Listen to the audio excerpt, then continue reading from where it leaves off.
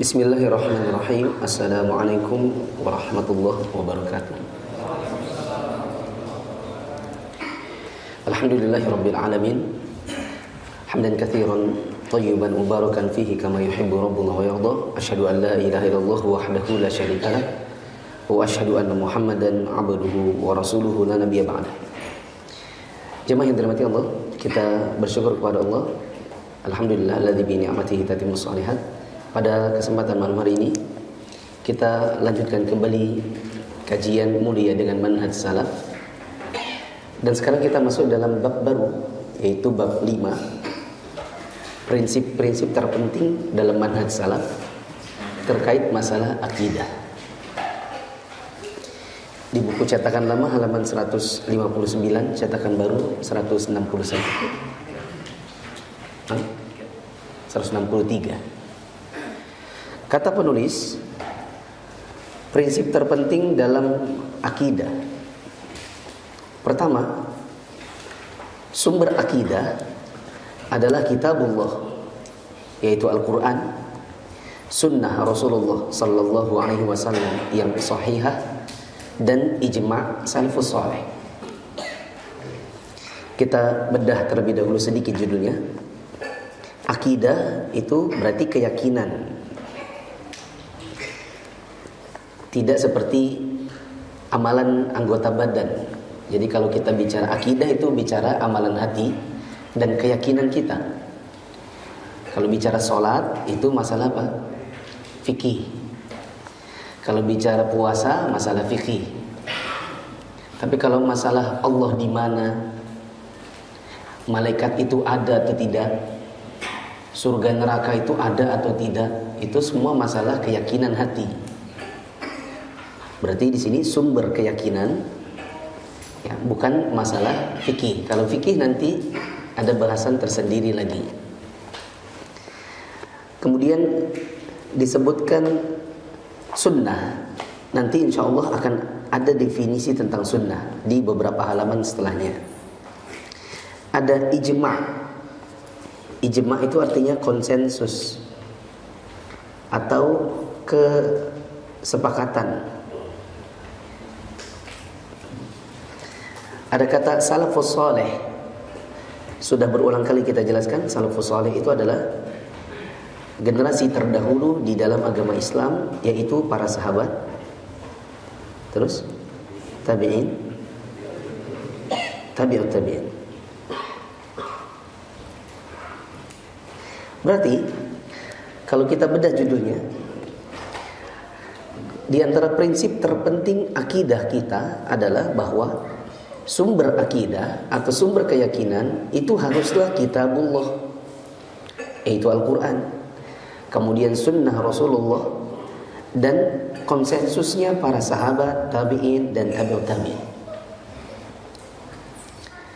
Tidak boleh misalnya, boleh dicatat dekat-dekat situ yang kosong ya.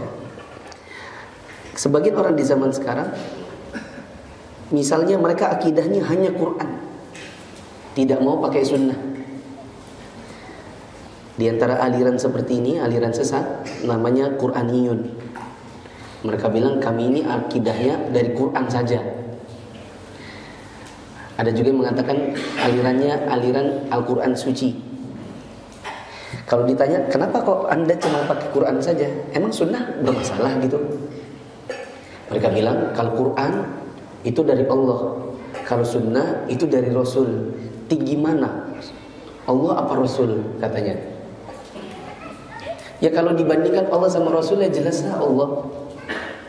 Tapi permasalahannya Rasul itu utusannya siapa?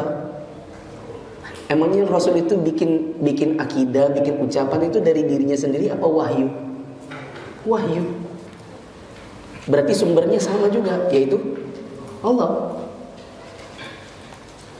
Ya, maka siapa yang berkata saya cuma pakai Quran, kalau sunnah itu enggak, maka ini aliran sesat.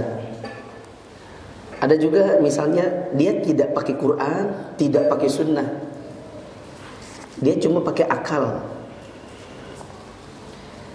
Ini orang sepilis namanya. Tahu sepilis? Bukan sakit kulitnya. Sepilis itu ada kepanjangannya. Sekularis, pluralis, liberalis. Mereka bilang kami ini memang orang sekularisme, ya, pluralisme, liberalisme kami ya begini. Apa yang masuk akal itu yang kami terima. Kalau tidak masuk akal, tidak bisa diterima. Maka ini juga aliran sesat. Ada lagi orang pakai, kalau zaman sekarang ini yang paling banyak, pakai mimpi. Akidahnya dibangun dengan mimpi. Jadi apa yang didapatkan di mimpi dianggap itu jadi wahyu buat dia. Lalu keyakinannya dibangun di atas itu. Sehingga kita dapati di Facebook, di YouTube, di mana-mana ya. Sebagian dai-dai yang dianggap tokoh-tokoh agama, kadang mereka ceramahnya nggak pakai dalil, pakainya apa? Cerita mimpi. Misalnya berkata, tadi malam saya didatangi oleh Habib Fulan. Dalam mimpi saya, Habib berkata bahwa Nabi itu sebenarnya masih hidup dan dia tinggal di Balikpapan. Ya. Nabi itu kadang-kadang keluar dari Madinah. Itu kadang-kadang ikut pulang sama kita ke Indonesia. Ketika ditanya, apa dalilnya Bib? Jawabannya, apa yang saya dapatkan dari mimpi saya. Jadi kalau ditanya Al-Qurannya, sunnahnya, ijma'nya, tidak ada. Tapi kalau pakai mimpinya, iya. Bahkan kita bisa tanya, Bib, maaf ya, tinggian mana derajat orang-orang di zaman sekarang, termasuk yang mengaku dirinya tokoh-tokoh agama, dibandingkan para sahabat, tabi'in, lebih tinggi mana kadarnya? Kalau dijawab tinggi kita, selesai sudah kan? Berarti nggak usah dilanjutkan. Kalau dia bilang ya tinggian para sahabat, maka kita jawab, kok para sahabat dari dulu nggak ada ya yang membangun keyakinan itu pakai mimpi? Harusnya kalau mimpi itu dalil, maka akan datang kepada kita riwayat-riwayat mimpinya Abu Bakar begini dan begitu, mimpinya Umar begini dan begitu, mimpinya ini, mimpinya itu. Lalu masing-masing punya amalan sendiri. Abu Bakar bercerita, tadi malam saya didatangi Nabi. Nabi memberikan kepada saya ijazah untuk membaca surat Yusuf 30 kali. Siapa yang membacanya maka tidak akan mati di hari itu. Nanti Umar datang lagi setelah dia jadi khalifah. Tadi malam saya didatangi Nabi dan Abu Bakar. Mereka berkata kepada saya diberi ijazah untuk membaca Al-Falaq An-Nas 300 kali. Saya membacanya pada hari itu, maka akan dinaungi oleh malaikat 10.000.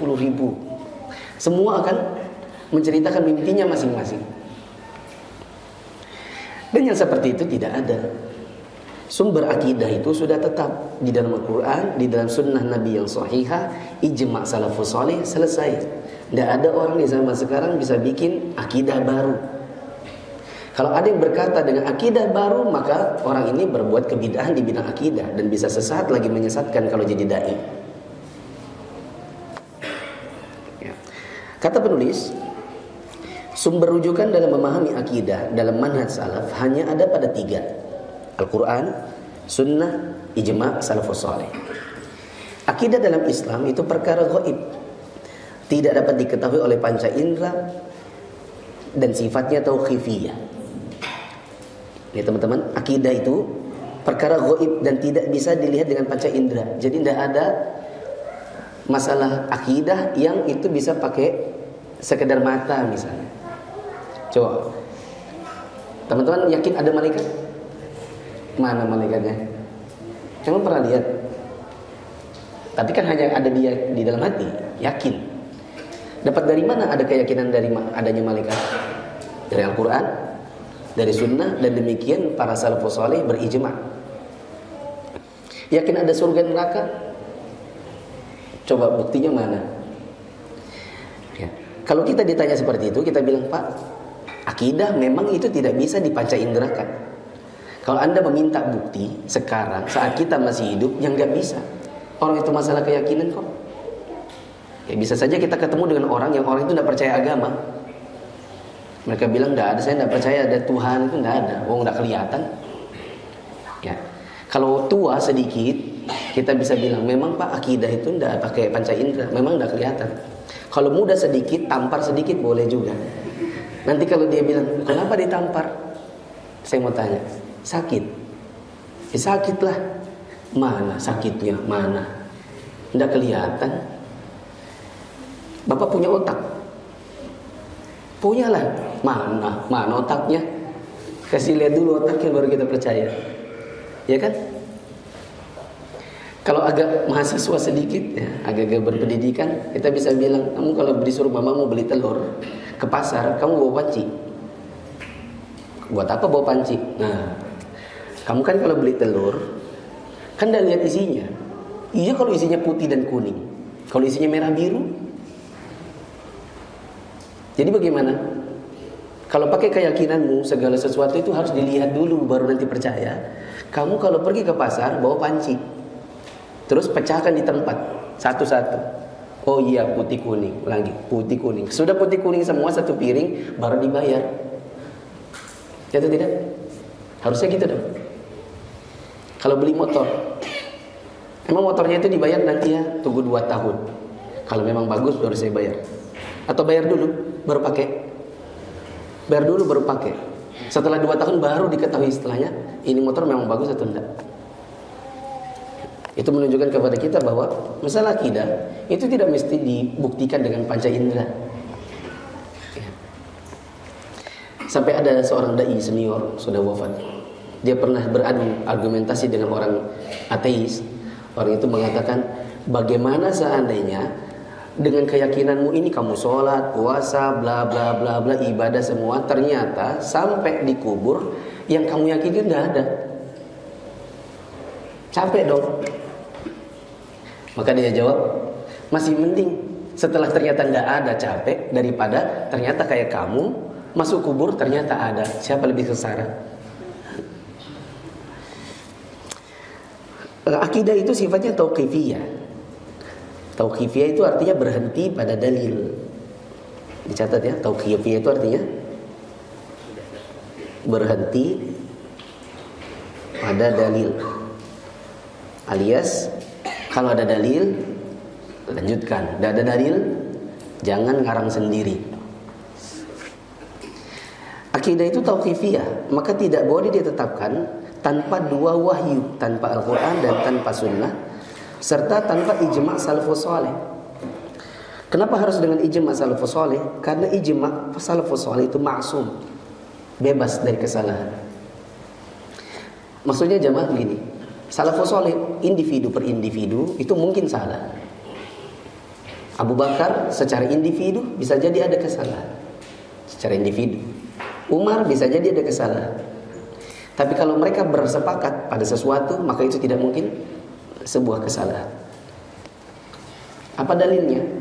Bahwa ijma' para salafus saleh itu dalil, bahwa itu maksum. Dalilnya adalah sabda Nabi sallallahu alaihi wasallam, "Majtama'at ummati 'ala ad-dhalalah." Majtama'at ummati 'ala ad-dhalalah atau 'ala dhalalatin. Tidak akan berijma' para sahabatku, umatku di atas kesesatan. Dan yang dimaksud di sini adalah umat Nabi, yakni para salafus saleh, para sahabat Nabi. Banyak sekali dalil yang menjelaskan keharusan untuk akidah itu hanya pada 3 sumber ini saja. Tidak boleh pakai akal, tidak boleh pakai mimpi. Di antaranya firman Allah Ta'ala di surat Al-A'raf ayat 2-3. Atau kita supaya ringkas-ringkas, maka kalau ada 3 dalil kita ambil 2 saja. Kalau ada 2 hadis kita cukupkan 1 saja. Saya sudah pernah sampaikan kajian ini di awal-awal. Kalau kita ngikuti semua apa yang ada di buku, insya Allah 4 tahun tidak kurang baru selesai.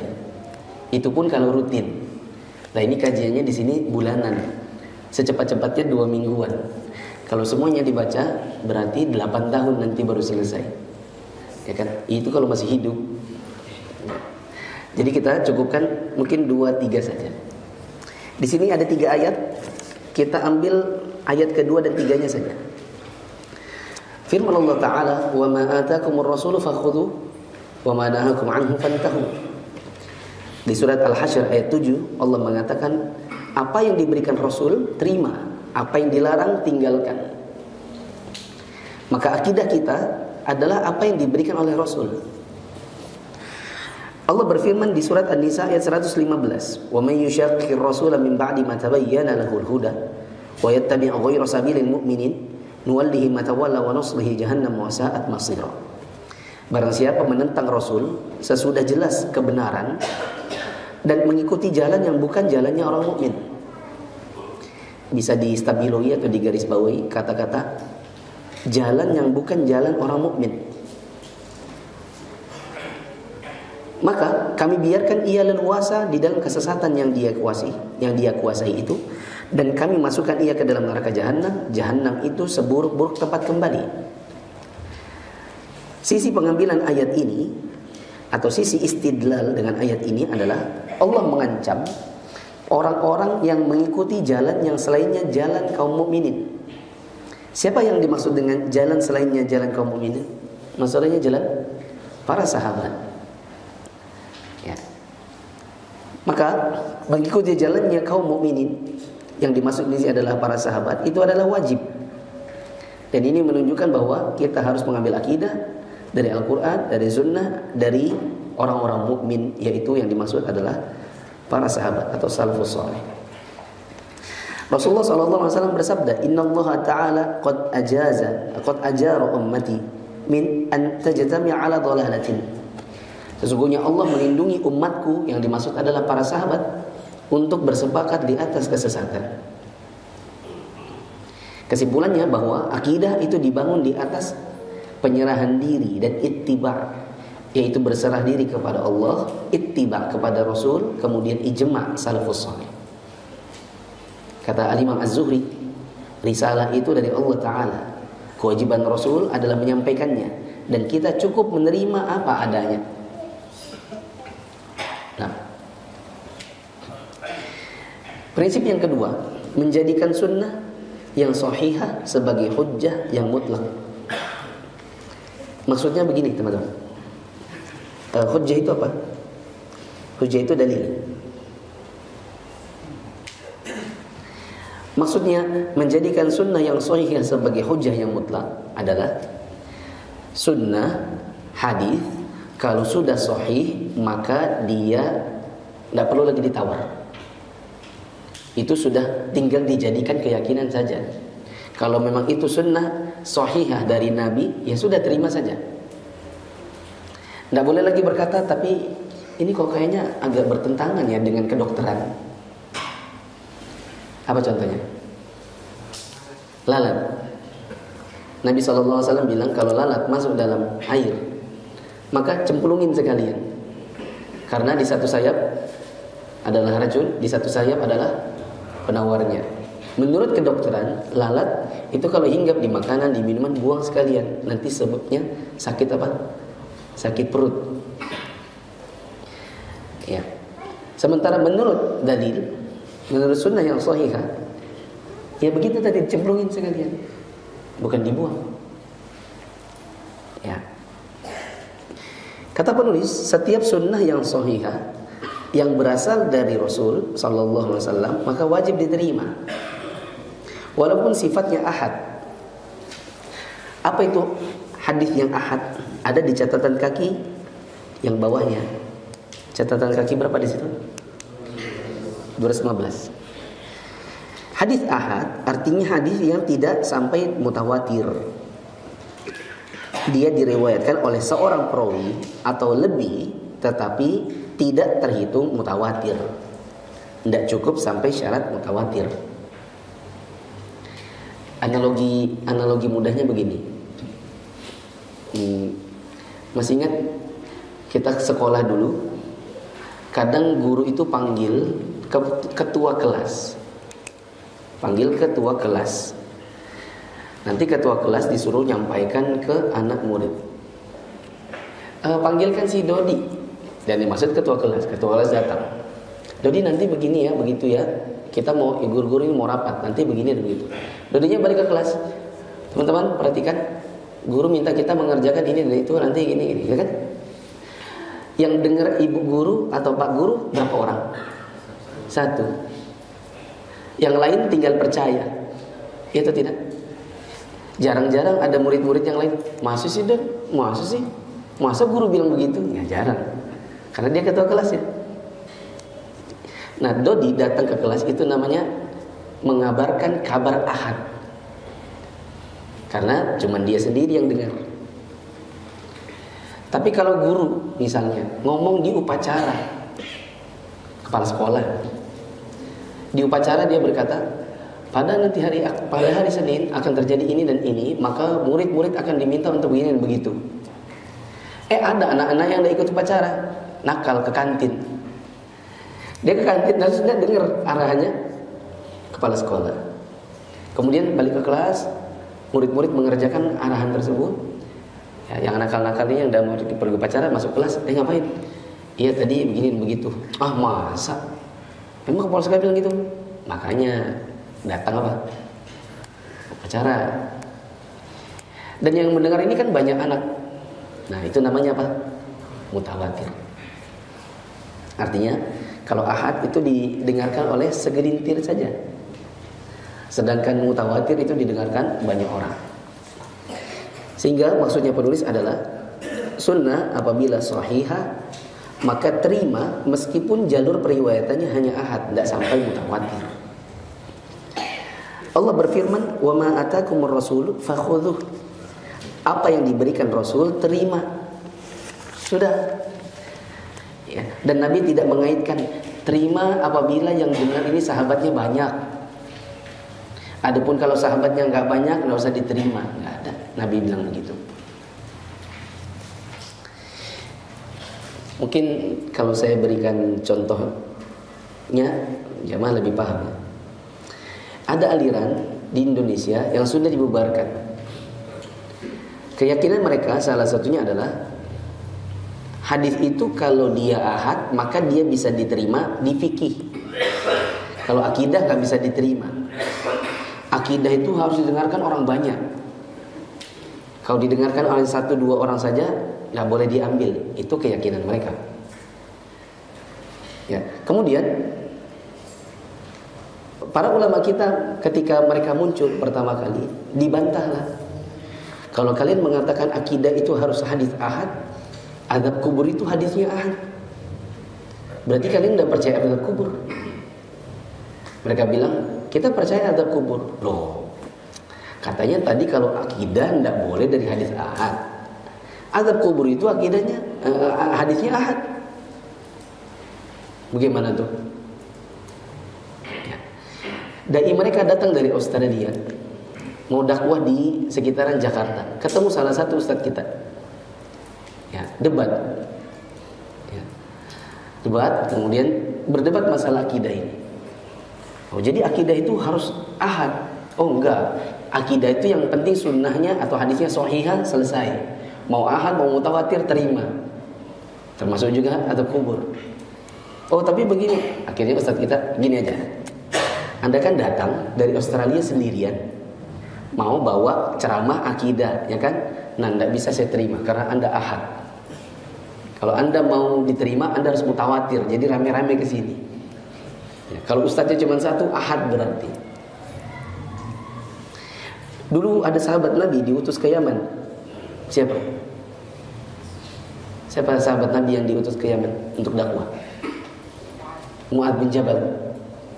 Mu'adz bin Jabal disuruh pergi datang sendiri ke Yaman. Tidak ada. Kalau memang akidah itu tidak boleh hanya datang dari 1 orang 2 orang yang jadi ahad, Nabi jangan utus 1 orang. Ya atau tidak? Utus 10. Jadi nanti orang Yaman dapat kabar mutawatir karena yang datang 10. Kok yang diutus cuma Mu'adz bin Jabal sendiri? Berarti Mu'adz bin Jabal akidahnya membawa kabar cuma ahad dong. Ya atau tidak? Halo, Assalamualaikum. Ya? Kalau memang keyakinan seperti itu adalah keyakinan yang benar, tidak mungkin Nabi mengutus Mu'adz sendiri. Pasti Nabi utus yang derajat sampai mutawatir, paling tidak 10. Begitu. Kata penulis, dalam permasalahan akidah, Ahlussunnah wal Jamaah tidak membedakan mana sunnah mutawatir dan ahad. Hal terbesar yang membedakan antara salaf dengan yang lain dari kalangan ahli bid'ah adalah salaf itu sangat menghormati dan menjunjung tinggi sunnah Nabi. Bagi mereka sunnah itu penjelas, penafsir Al-Quran, akidah maupun syariat. Masalah akidah atau masalah fikih, Ahlussunnah mengambil lahiriah hadis, tidak menakwilkan dan tidak menolaknya dengan argumentasi yang lemah. Sebagaimana ahli kalam menyatakan bahwa hadis itu kalau dia ahad maka tidak bisa dijadikan dasar ilmu dan keyakinan. Ucapan ini sesat lagi menyesatkan. Imam Asy-Syafi'i rahimahullah berkata, kedudukan as-sunnah seperti Al-Quran. Apa yang ditetapkan dalam sunnah adalah seperti yang ditetapkan dalam Al-Quran. Dan apa yang diharamkan oleh sunnah maka sama juga sebagaimana yang diharamkan dalam Al-Quran. Karena apa? Karena sebab asalnya, karena asal dari Al-Quran dan sunnah yaitu satu. Siapa? Allah Azza wa Jalla. Boleh catat-catat ya di dekat-dekat situ. Perilaku manusia terhadap sunnah. Satu, mengagungkan dan menjalankan. Kaum muslimin ada golongan yang pertama, yaitu golongan yang kalau dapat sunnah, diberitahu dalilnya, diberitahu ceritanya, atau diberitahu fikihnya, maka dia akan agungkan dan dia jalankan. Meskipun kadang-kadang ketinggalan. Contohnya diberitahu tentang keagungan qobliyah subuh atau sholat sunnah rawatib qobliyah ba'diyah. Ketika dia dapat pertama kali diagungkan, dijalankan, meskipun kadang-kadang ada kalanya dia kehilangan sholat sunnah, tapi dia agungkan. Ini golongan pertama. Golongan kedua, mengagungkan tapi pilih-pilih. Kalau sunnah secara global dia agungkan, tapi kalau sunnahnya per itemnya nanti dia pilih-pilih. Mana yang cocok dikerjakan, mana yang bisa dikerjakan, mana yang tidak bisa, yang tidak cocok sama dirinya maka dia tinggalkan. Tapi dia tetap mengagungkan. Dan kebanyakan kita, kalau wallahu a'lam seperti itu. Kebanyakan dari kita atau secara umum ahlu sunnah atau yang suka ikut kajian sunnah adalah orang-orang yang mengagungkan sunnah secara umum. Tapi kita masih kadang-kadang itu pilih-pilih.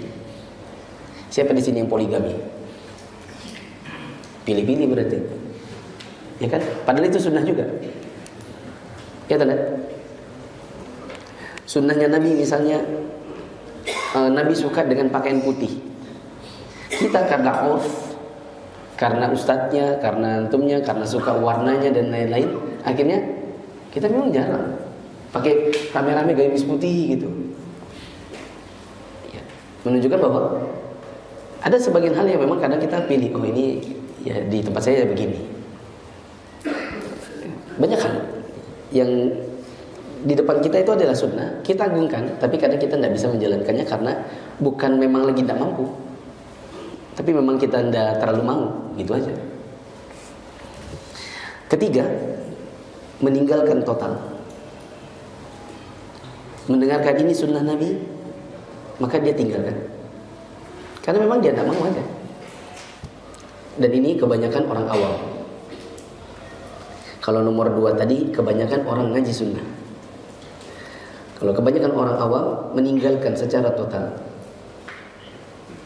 jilbab gak dipakai. Kalau keluar laki-laki misalnya, kalau laki-laki keluar cuci motor, cuci mobil, itu cuma pakai celana yang karetnya itu di bawah perut dan ujung celananya di atas paha. Orang awam banyak kan kita temuin gitu. Nanti kalau ditegur sama tetangganya ibu-ibu, "Pak, ya Bu." Kan ibunya enggak pakai jilbab, tetangganya dianya buka aurat. Jadi ini termasuk di antara contoh ada sunnah tapi ditinggalkan. Bukan tidak pernah dengar. Insya Allah orang Islam di Indonesia, insya Allah nggak ada yang tidak pernah dengar tentang jilbab.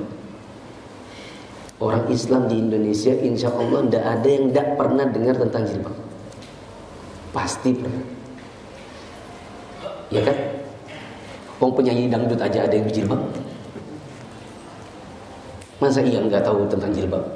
Masa iya ada orang KTP-nya Islam di Indonesia terus jilbab? Apa itu? Tidak mungkin. Dia pernah dengar. Dan dia Islam. Kalau dia tanya, ibu kenapa tidak berjilbab?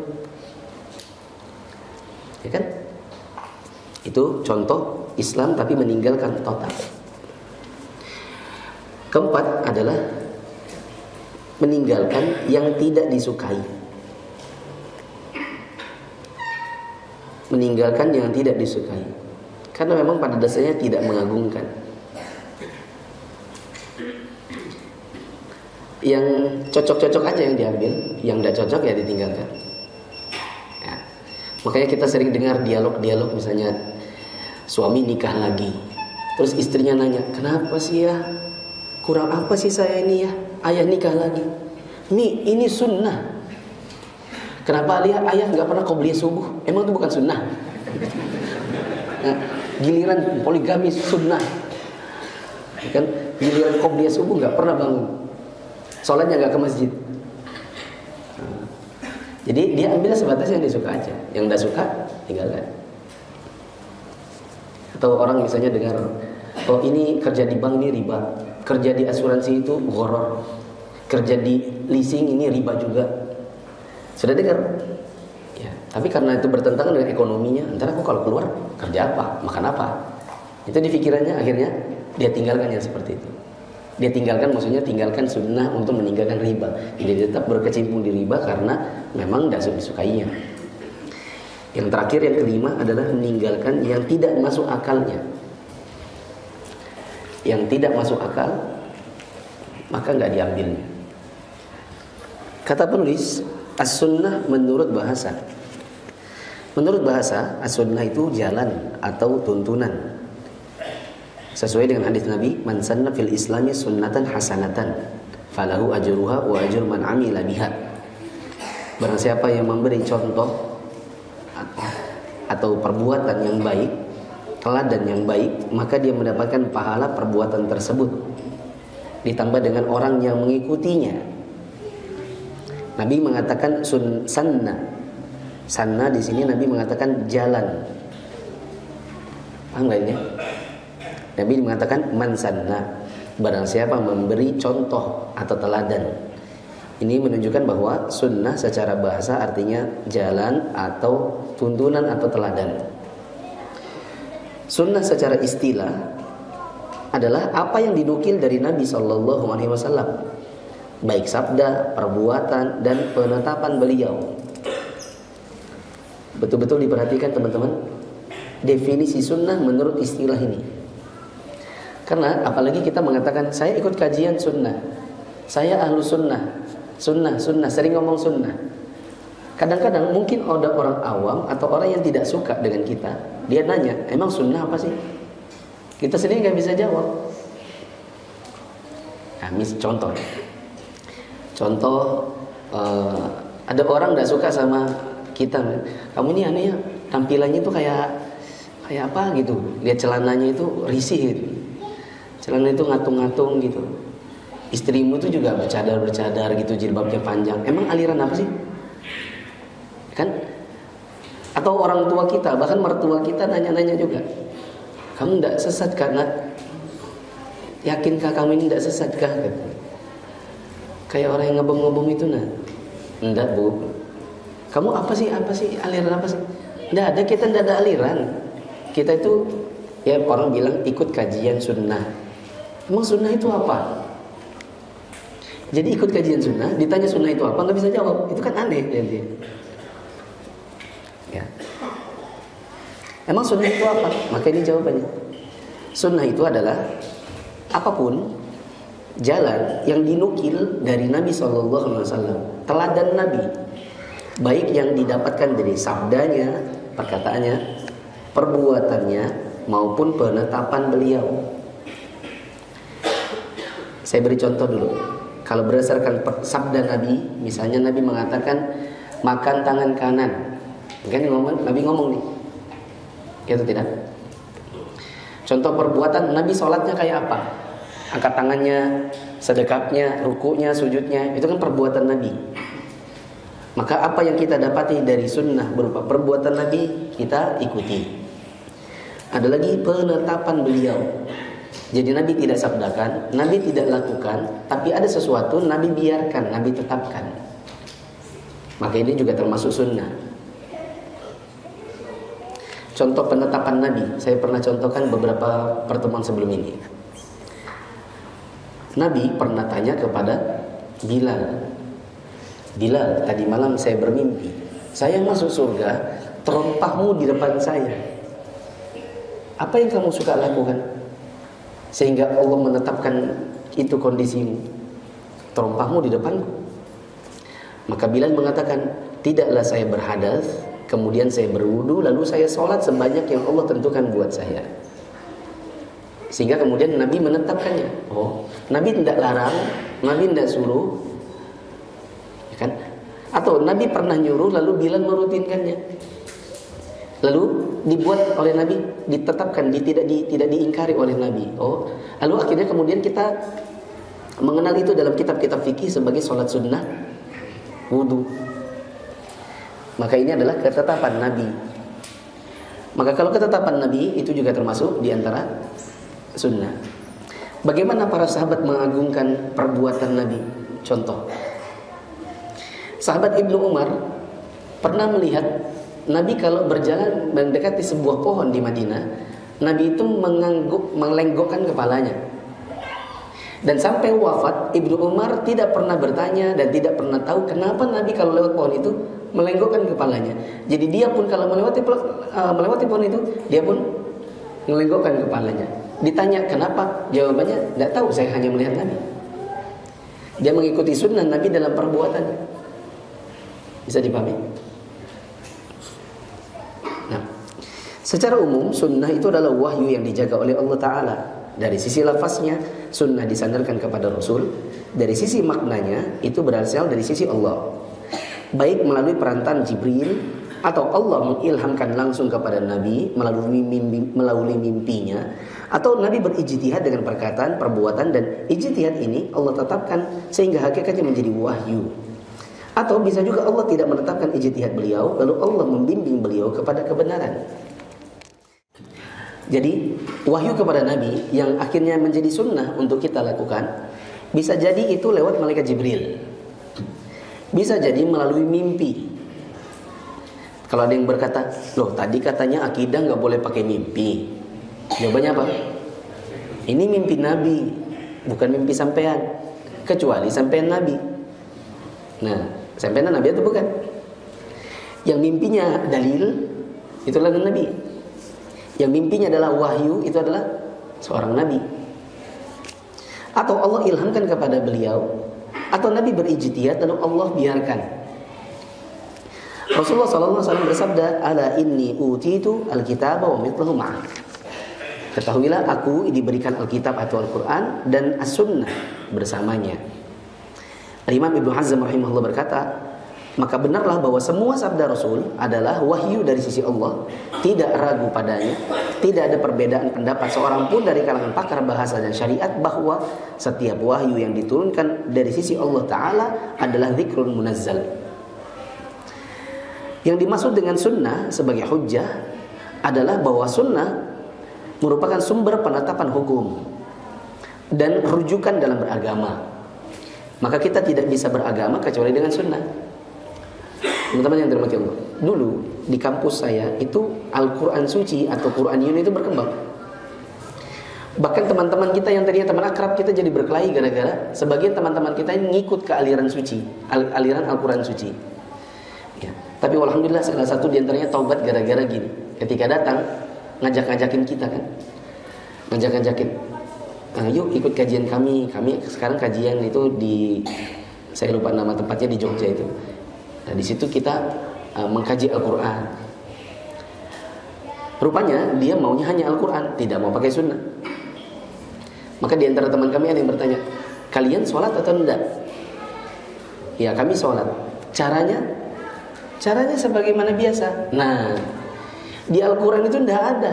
Coba kamu buka Al-Fatihah ayat 1 sampai An-Nas ayat 6, kamu tidak akan ketemu sujud itu bentuknya kayak apa, ruku itu bentuknya kayak apa, tata cara sholat mulai dari takbir sampai salam itu kayak apa. Itu tidak ada di Al-Quran.